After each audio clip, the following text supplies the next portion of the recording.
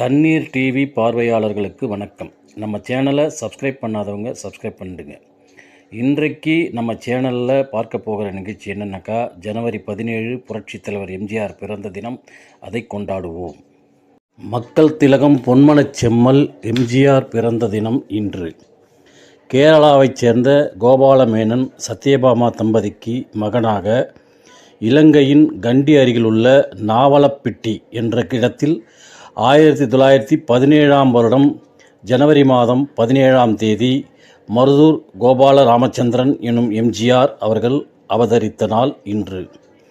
அங்கு நீதிபதியாக இருந்த கோபாலன் மறைவுக்கு பின் சத்யபாமா தன் இரு மகன்களுடன் தமிழகத்தின் கும்பகோணம் வந்தார். வறுமையில் படிக்க முடியாமல் அண்ணன் சக்கரபாணியும் எம்ஜிஆரும் நாடகங்களில் நடித்தனர்.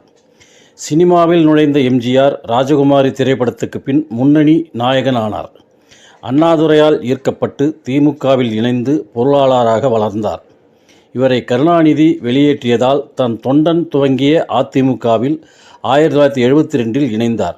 அதன் பொதுச் செயலாளராகி 1977 சட்டசபை தேர்தலில் திமுகவை வீழ்த்தி தமிழக முதல்வரானார்.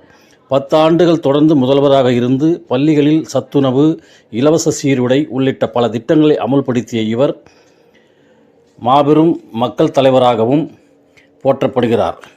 பாரத ரத்னா விருது பெற்ற எம்ஜிஆர் அவர்கள் பிறந்த இந்த ஜனவரி 17ஆம் தேதி மிக சிறந்த தினமாகும். எம்ஜிஆர் ஜெயந்தியாக இதை கொண்டாடுவோம் என்று கூறி விடைபெறுகிறேன். நன்றி, வணக்கம்.